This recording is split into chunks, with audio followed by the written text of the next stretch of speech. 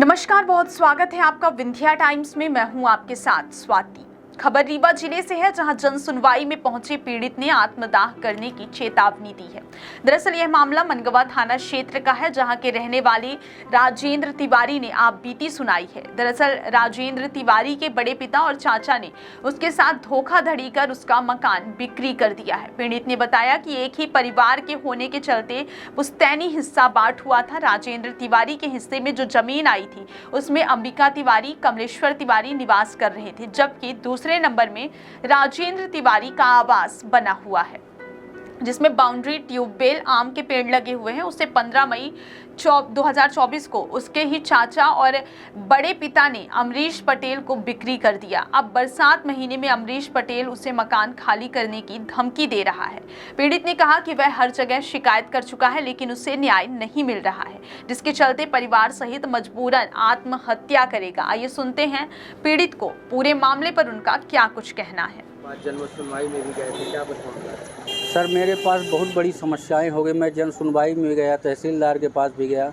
Actually हमारे जो चाचा जी हैं, बड़े पिताजी, उनका नाम है अंबिका प्रसाद तिवारी, उनके बेटे का नाम है कमलाकांत तिवारी और कमलेश्वर तिवारी। इन लोगों ने धोखाधड़ी कर करके मेरा घर को बेच दिया, जिसमें हम लोगों ने पुश्तैनी निवासी हैं वहाँ पे, उसी घर में रह रहे हैं सपरिवार सहित। उन लोगों ने मेरे घर में, आप जाके देखिए, मेरे घर में ये स्थिति है कि मैं अपने घर में स्वयं नहीं निकल पा रहा हूँ। चारों तरफ से बाड़ी कर दिया गया है थर्ड पार्टी द्वारा, और हमको धमकी दिया जा रहा है कि आप अपना घर खाली करिए, यहाँ रहने नहीं देंगे। अब मैं बताइए, बारिश के समय अपने परिवार को लेकर कहाँ जाऊँ, चूँकि वो हमारे रकबे में, हमारे ज़मीन में वो स्वयं घर बना के रह रहे हैं, और ये प्रमाणित करके हमारे पास रिकॉर्ड रखा हुआ है, क्योंकि हमारे 848 नंबर वो घर बनाए हैं यहाँ और आबादी लिखा के रखे हैं।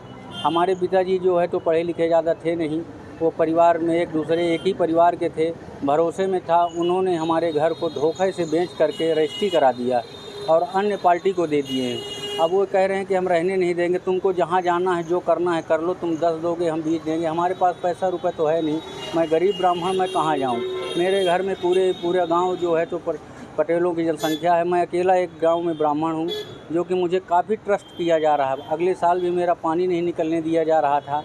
अब वो ये कह रहे हैं कि पानी क्या, तुमको यहाँ गांव में ही नहीं रहने दूंगा, मुझे गांव से बर्खास्त कर दिया जा रहा है। मैं कहाँ जाऊँ? अगर शासन प्रशासन कहे तो मैं अब आत्महत्या कर लूँ या सब परिवार को अपने ले जाकर कलेक्ट्रेट के सामने ही आत्मदाह करूँगा, क्योंकि मेरे पास रहने के लिए कोई भी जगह नहीं रह गई कि मैं अब कहाँ रहूँ। जब मुझे घर से बेघर कर दिया जा रहा है तो मैं कहाँ जाऊँ?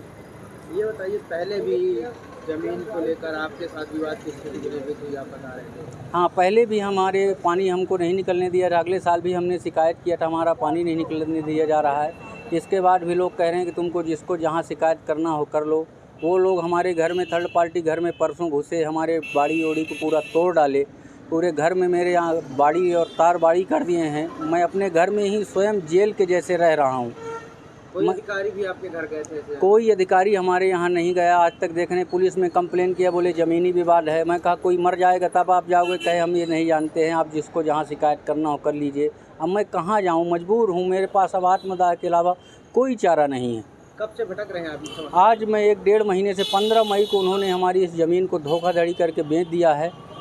अब मैं भटक रहा हूँ, कहीं इस ऑफिस में जा रहा हूँ, कहीं उसके पास जा रहा हूँ, लेकिन मेरे को कहीं भी न्याय नहीं मिल रहा। अभी तक कोई न्याय नहीं मिल रहा। मैं कहाँ जाऊँ, क्या करूँ, मुझे कुछ समझ में नहीं आ रहा है। अब मेरे पास एक ही आज बचा है रास्ता, सिर्फ आत्मदाह का। मैं सपरिवार सहित इसमें मर जाऊँगा, ये मैं कह रहा हूँ। कलेक्टर साहब, मुख्यमंत्री जी से भी निवेदन करना चाहता हूँ कि सबको आवास मिला, सब कुछ मेरे गाँव में है, लेकिन आज भी मैं कच्चे मकान में रह रहा हूँ। वो भी बरसात में गिर जाएगा और मेरे पास रहने के लिए भी जगह नहीं रह पाएगी।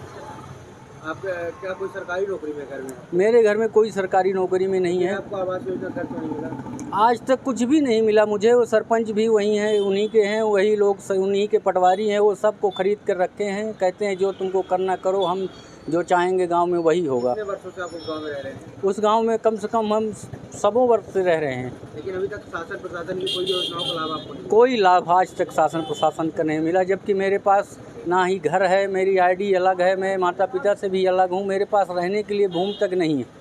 और जो घर माता पिता का भी था वो भी घर छिन गया है। अब मैं बेघर हो चुका हूँ, रोड में बारिश में भटक रहा हूँ। कितने लोग हैं आप परिवार में? मेरे घर बार में मेरे माता पिता मेरे बालक एक है, मैं हूँ, मिसेज हैं, 5 लोग हम लोग घर में हैं।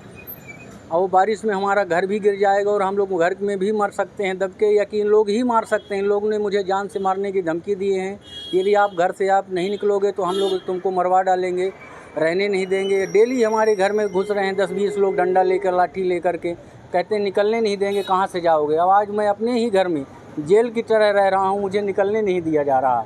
क्या नाम है आपका? मेरा नाम प्रकाश कुमार तिवारी है, ग्राम रौरा कोठार है, तहसील मनगवा है, थाना गढ़ है, लालगांव चौकी है हमारी।